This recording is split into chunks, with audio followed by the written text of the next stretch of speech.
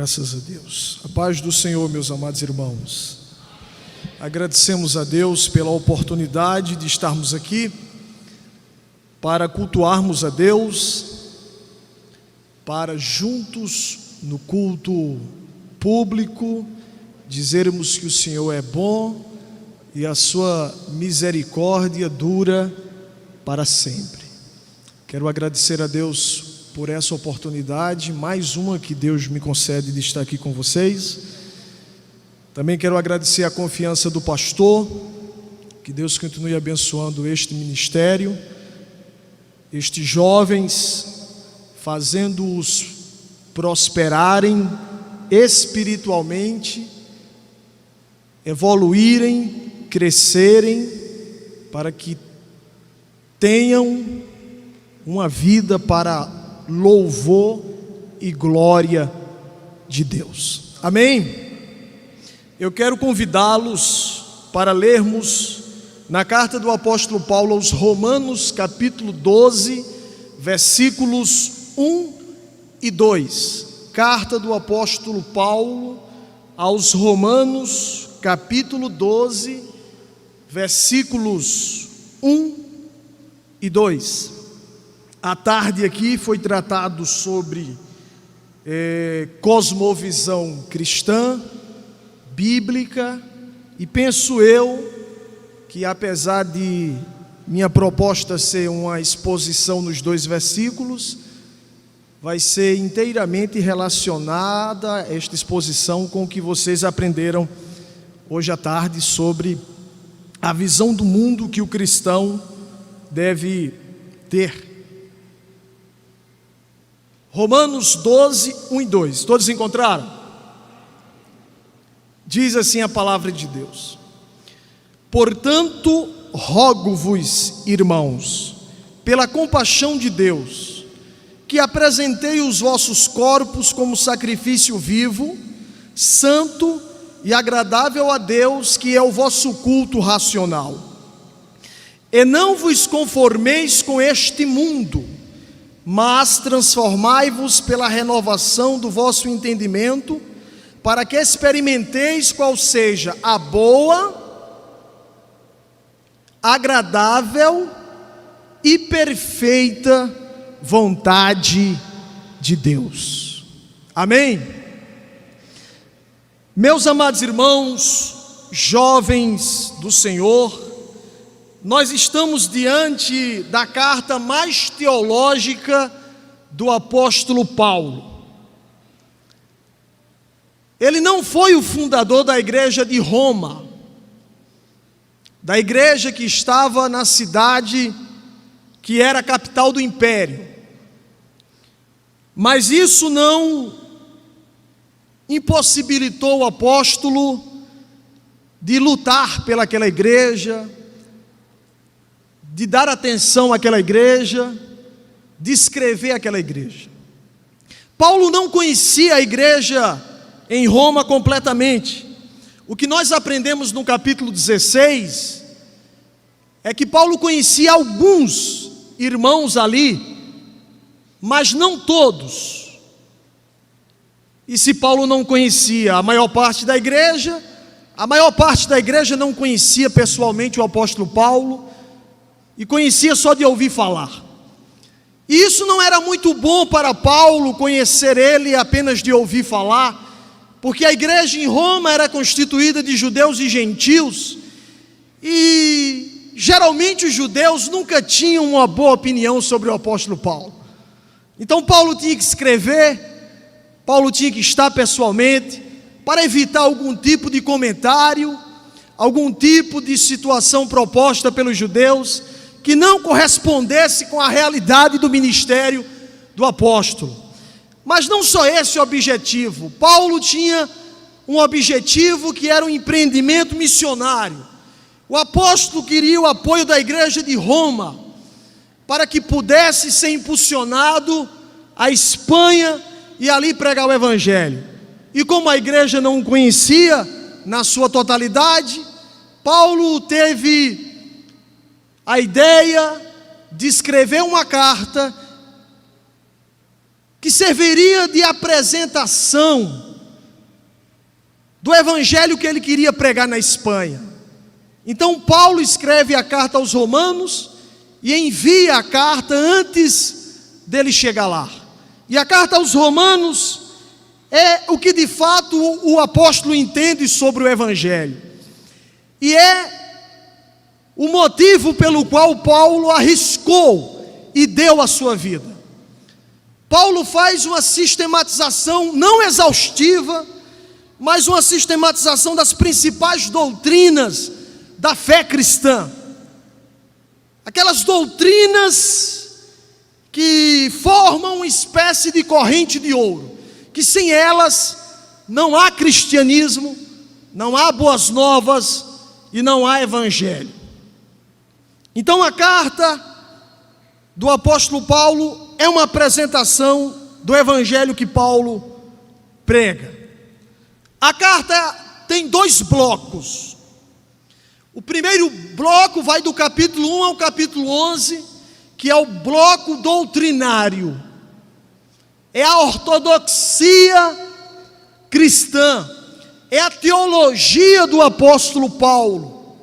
O segundo bloco vai do capítulo 12 ao capítulo 16, que é o bloco que trata sobre a prática, sobre a conduta, sobre a ética cristã.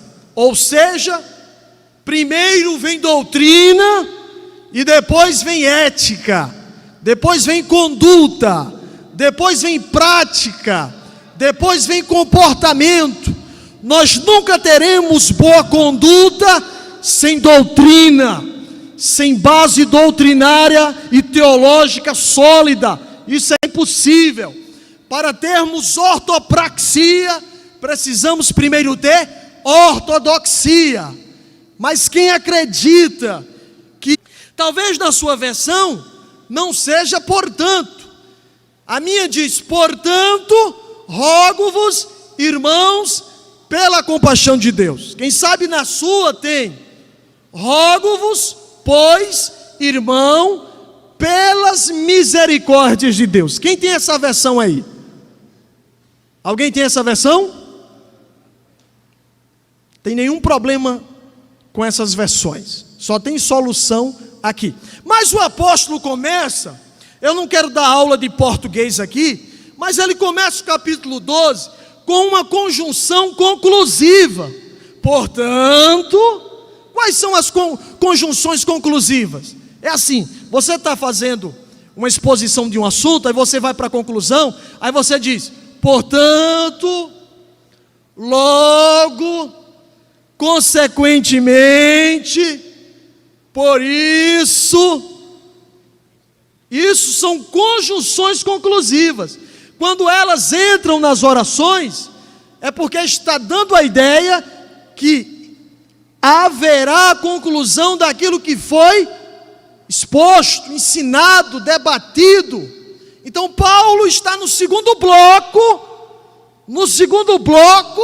que é sobre a prática, e o segundo bloco ele começa, portanto, ou seja, quando ele diz portanto, por causa disso, por esta causa, por isso o quê? Por isso que foi tratado nos primeiros 11 capítulos. E eu preciso aqui, não minuciosamente, mas eu preciso lembrar o que foi que o apóstolo Paulo tratou nos primeiros 11 capítulos, para depois a gente entender a conclusão, porque imagina, você começar um texto pela conclusão, tem que ser lá na introdução, desenvolvimento, depois ir para a conclusão, não é isso? É por isso que muita gente reprova em redação. Mas, no capítulo 1, do versículo 1 ao versículo 15, é a introdução da carta, é quem está escrevendo, para quem está escrevendo, é a oração de ações de graças.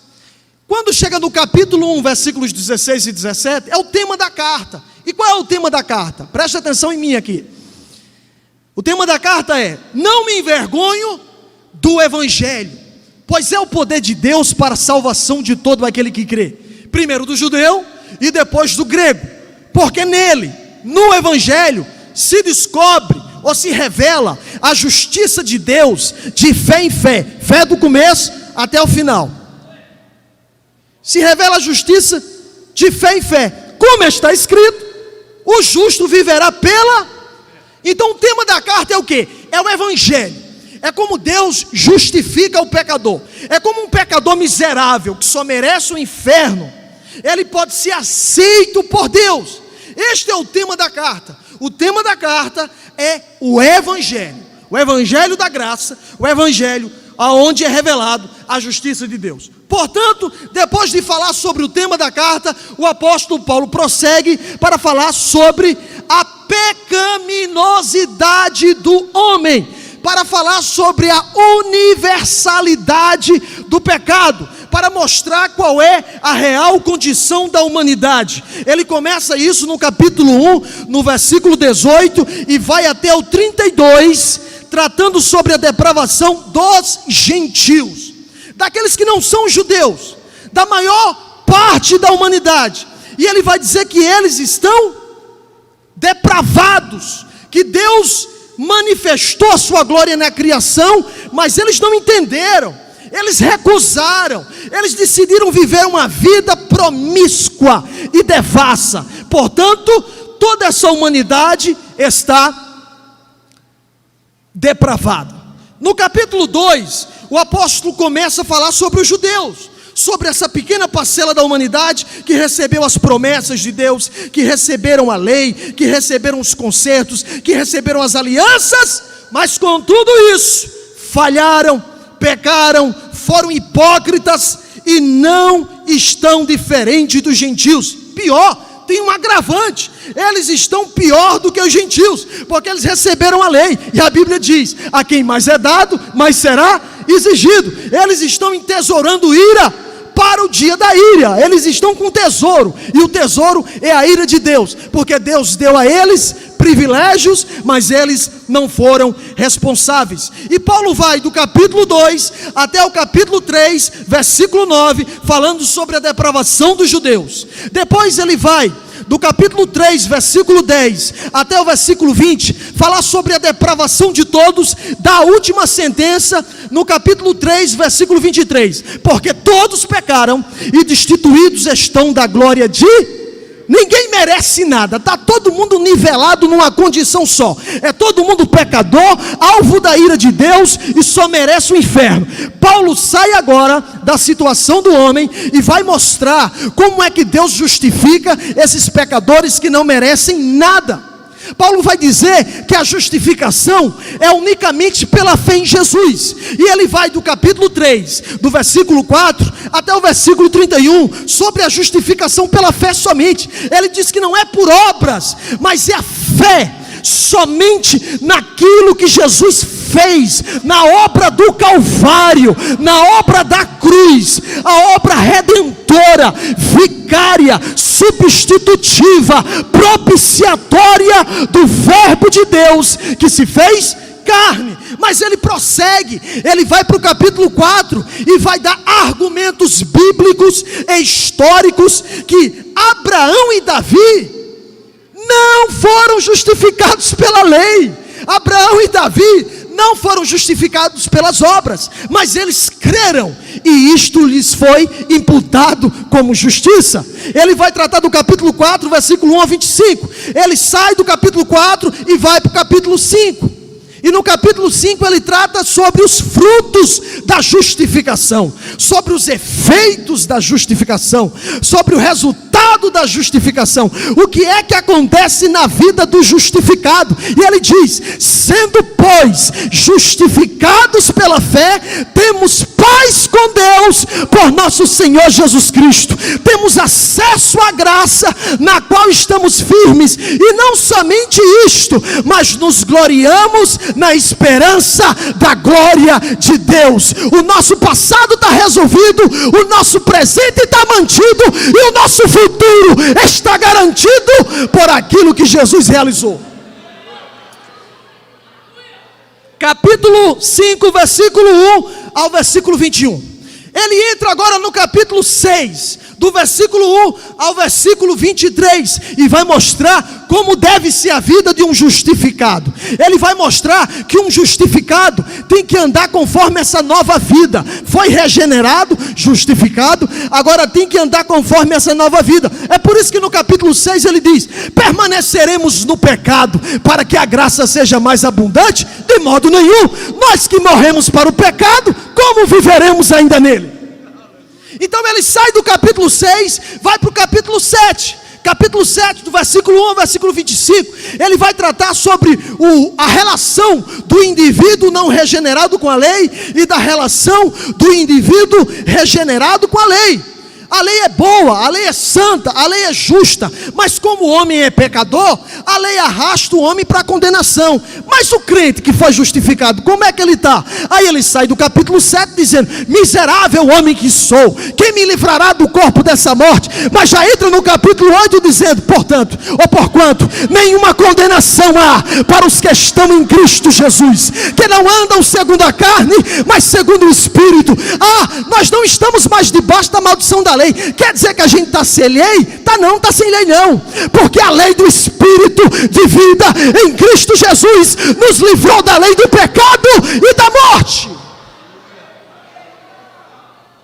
E é nesse capítulo que ele diz que o Espírito Santo intercede pelos crentes. É por isso que a gente vence, é por isso que a gente vai, porque o Espírito Santo está dentro de nós, está nos conduzindo e nos fortalecendo. E ele diz assim: que diremos, pois, a estas coisas? Se Deus é por nós, quem será contra nós? Aquele que nem mesmo o seu próprio filho poupou, antes o entregou por todos nós, como não nos dará com ele todas as coisas necessárias para a salvação? Sabe o que ele está dizendo? Se Deus deu Jesus, o resto está garantido, a graça está garantida, o poder está garantido, a condição está garantida. E ele vai até o versículo 39. Sai do 39, ele vai para o capítulo 9, capítulo 10, capítulo 11, e trata sobre Israel no plano da salvação. Mostra que eles rejeitaram o Messias, que os gentios foram adicionados. Isso tudo era plano de Deus, mas que no final das contas, o Israel remanescente será salvo. E ele finaliza o capítulo 11, extasiado com essa profundidade doutrinária e teológica. Ele já termina assim, o capítulo 11 com o coração a 1000 por horas, e termina assim o capítulo 11, termina com a doxologia. Ele diz: profundidade das riquezas, tanto da sabedoria como da ciência de Deus. Quão insondáveis são os seus juízos, quão inescrutáveis são os seus caminhos. Quem conheceu a mente do Senhor? Quem foi o seu conselheiro? Quem lhe deu primeiro para que ele possa retribuir? Porque dele, por ele e para ele são todas as coisas. Glória, pois, a ele eternamente. Amém. Aí vem agora o quê? O nosso portanto. Por esta causa, de tudo isso, ele diz: suplico a vocês, eu rogo a vocês, eu peço a vocês, irmãos, eu peço pelas misericórdias de Deus, eu peço pela compaixão de Deus, eu peço pelo que Deus fez por vocês em Cristo Jesus. Olha o que eu vou aprender aqui. Tomara que você aprenda. Ele poderia ter dito: irmãos, eu rogo, e já fazer o pedido direto. Mas ele não pede direto. Ele diz: rogo-vos, irmãos, aí bota, pela compaixão de Deus. irmãos. Ele bota a misericórdia de Deus no meio do seu pedido. Sabe por quê? Porque toda santificação baseada em puros apelos humanos não tem progresso. Vai desencadear em legalismo, em farisaísmo. Por isso que tentaram há muito tempo, pelo fio da espada, querer levar na força do grito e não conseguiram. Por quê?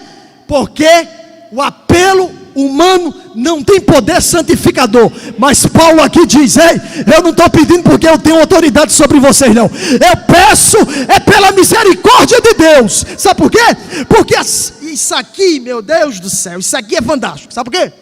Porque a santificação está inteiramente ligada com aquilo que Deus fez em Cristo, na semelhança da morte de Jesus e na semelhança de quê?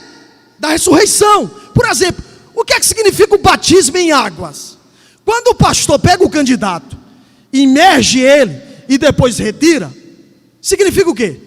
Que ele morreu para aquela velha vida e está vivificado para uma nova vida, para andar em novidade de vida. Só que o batismo nas águas ou em águas é um testemunho público daquilo que já aconteceu na realidade da minha vida.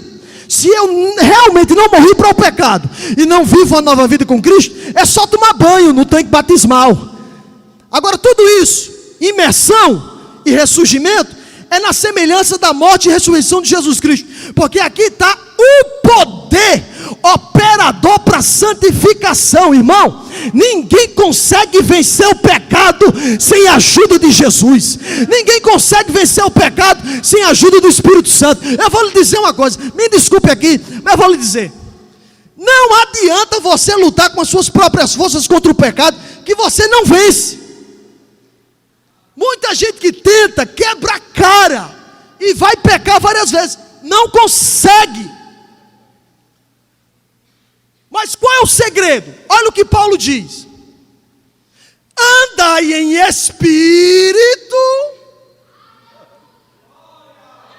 Quando você anda em espírito, guiado pelo Espírito, na direção do Espírito, na sombra do Espírito, você recebe força para vencer o pecado. Não vai sozinho de cara não, que tu não consegue, mas vai nas asas do Espírito, no poder de Jesus Cristo, na graça que emana daquilo que Jesus fez na cruz. Mas ele diz assim: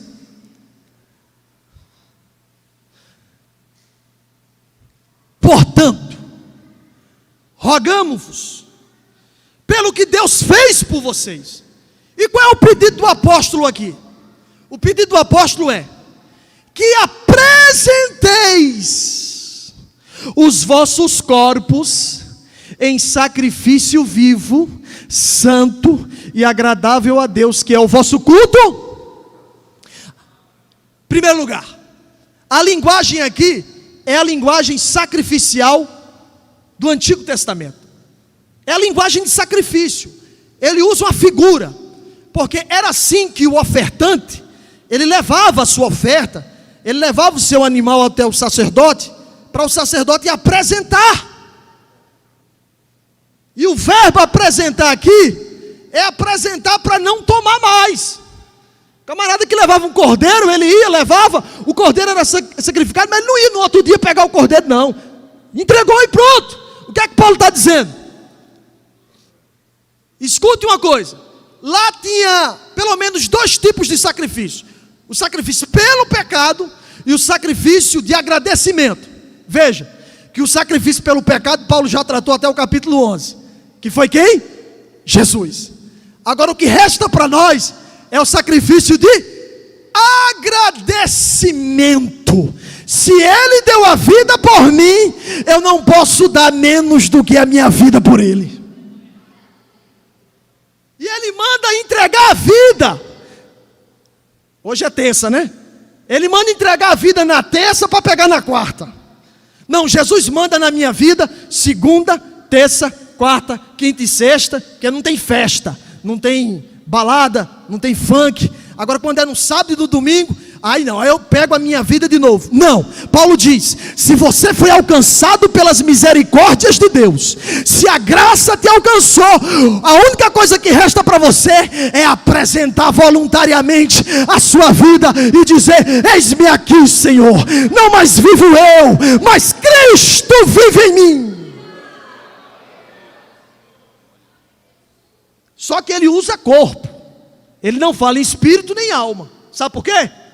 Porque corpo aqui está representando toda a vida, e corpo é algo concreto, é algo que se pode aferir, é algo que se pode ver. Por que é que ele não usa espírito?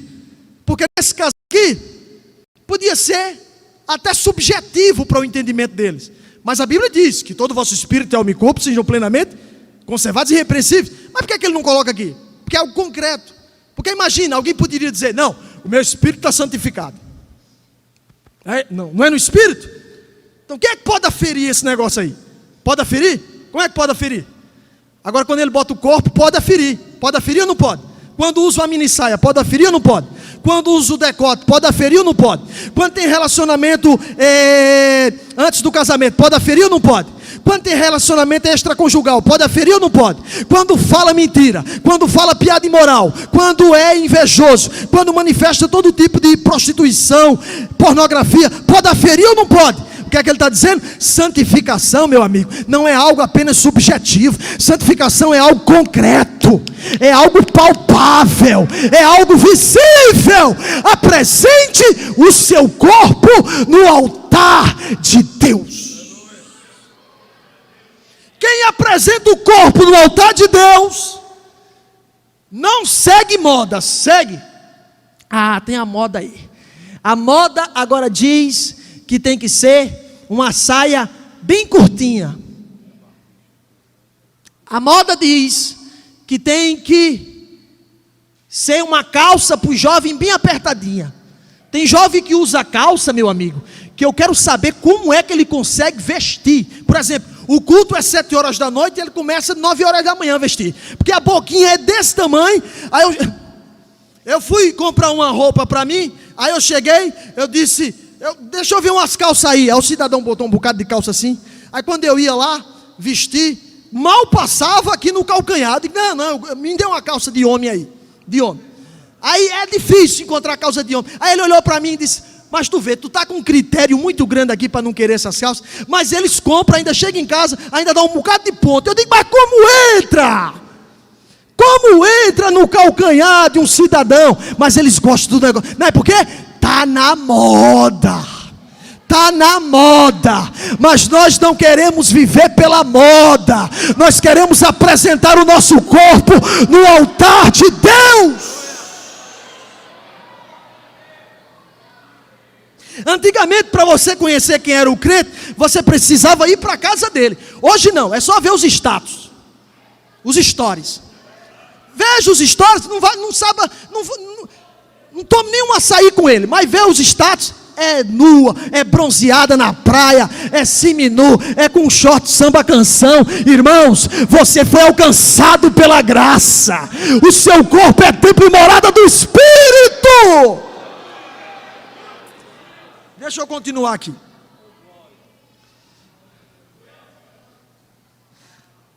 A natureza do sacrifício é diferente, porque lá se matava os animais. Agora o sacrifício é vivo, santo e agradável a Deus.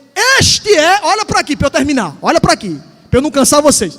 Este é o vosso culto racional. Outras versões diz culto espiritual. Outras versões diz culto coerente. Mas vamos lá. Apresentar o corpo em sacrifício vivo, santo e agradável a Deus é o verdadeiro culto racional. Alguém interpreta aqui que o culto público tem que ser na razão, 100% de razão, e não pode ter emoção. Meu irmão, eu sou um dos críticos do emocionalismo e a manipulação emocional. Mas não tem como você arrancar as emoções. Está na constituição de um ser humano. Você está entendendo? Quando os discípulos de Emaús ouviam Jesus expor o Antigo Testamento, ardia o coração deles. A gente não pode entrar em manipulação, mas quando Deus fala, a gente sente, o coração palpita, a gente sente a força do Espírito Santo. Então não significa isso aqui. Mas o que é culto da razão? Preste atenção para eu terminar rápido. É daqui que vem a nossa palavra lógica.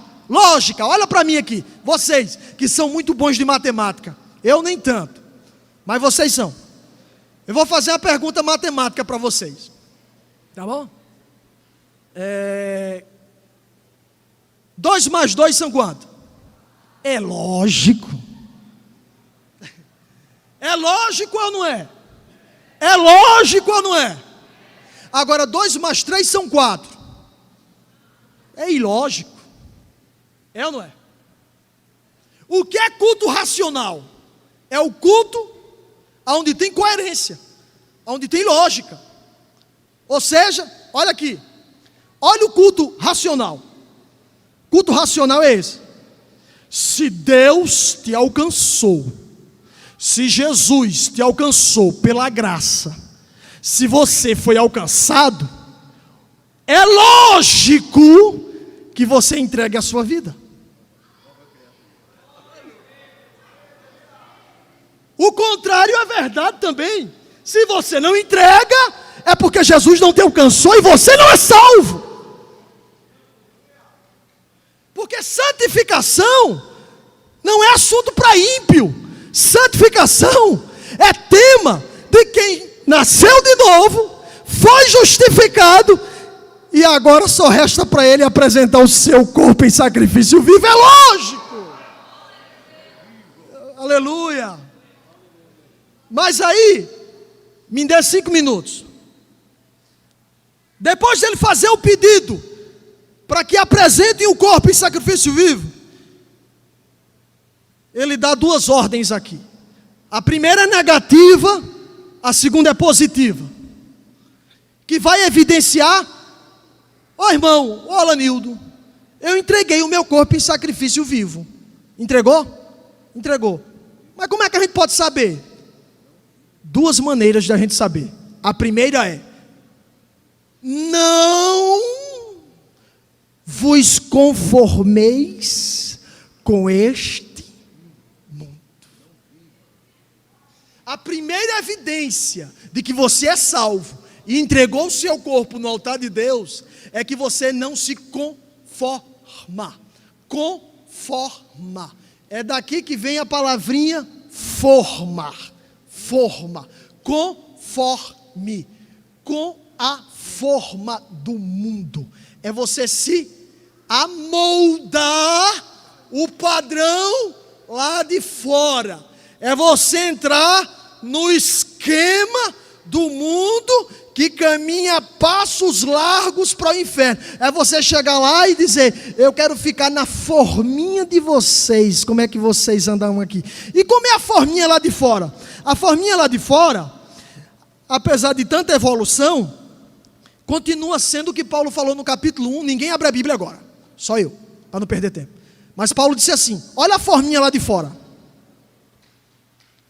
Semelhantemente também os homens, deixando o uso natural da mulher, inflamaram-se em sua sensualidade uns para com os outros, homem com homem, cometendo torpeza. E como eles não se importaram de ter conhecimento de Deus, Deus, os entregou a um sentimento perverso para fazerem coisas inconvenientes. Ou seja, um dos padrões lá fora é o quê? Homossexualismo. Homossexualidade. É isto. E isto é comportamental. Ninguém nasce gay. Ninguém nasce lésbica. Deus não criou Adão e Ivo. É Adão e Eva. É ou não é? É Adão e Eva. Pastor, com a permissão do senhor, me permite dizer uma coisa aqui. Mas a responsabilidade é minha. Eu estou pedindo permissão, mas a responsabilidade do que está falando sou eu. De vez em quando aparece, às vezes na igreja, alguém com uns trejeitos, uns comportamentos assim, meio complicados, meio desconfiados. E outra coisa, eu estou aqui para falar a verdade.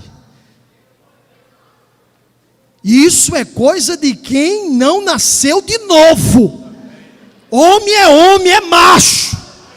Mulher, fêmea. Se você nasceu homem, você tem que ser homem, rapaz.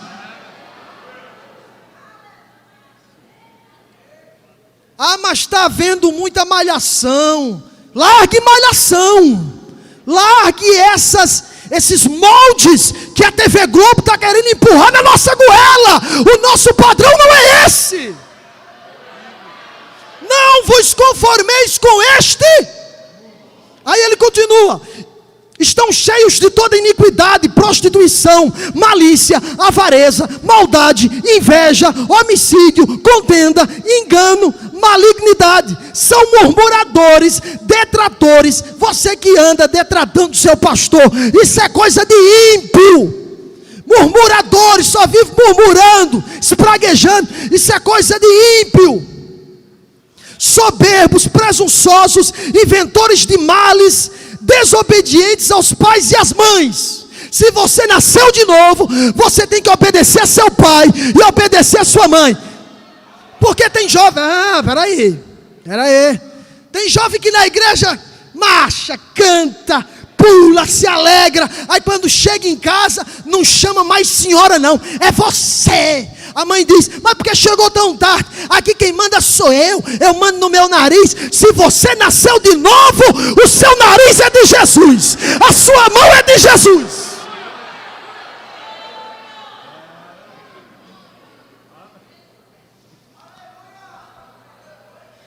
Quer esfregadeira em cara de dirigente?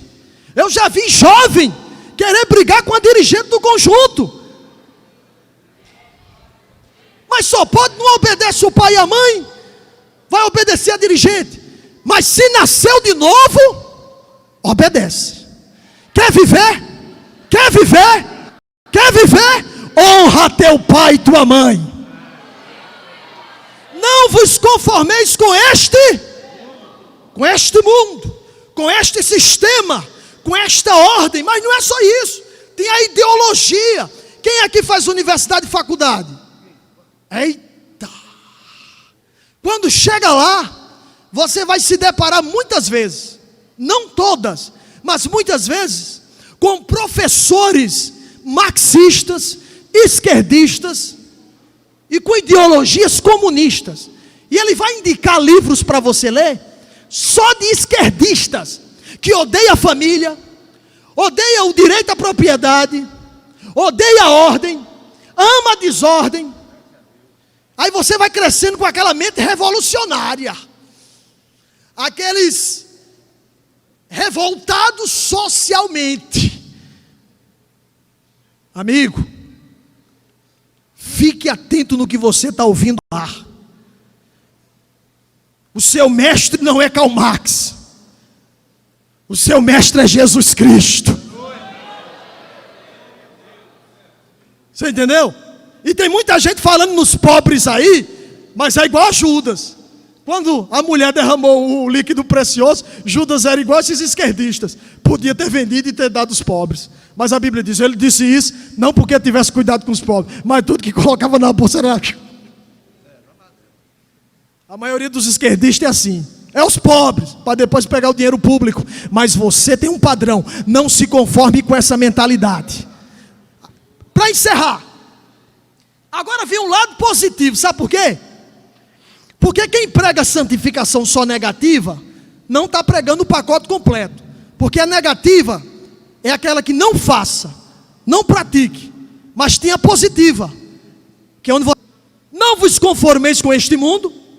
Aí, o mundão lá fora vai olhar para você e vai dizer assim: eita jovem retrógrado, arcaico, obsoleto, quadrado. Porque você não entra na forma deles. Mas não baixa a cabeça não, porque você tem um padrão. Você não é anti-padrão não, você só não quer o padrão deles. Mas você tem um padrão, que é o maior padrão que existe. Aí ele diz: Mas, não entre na forma, mas transformai-vos.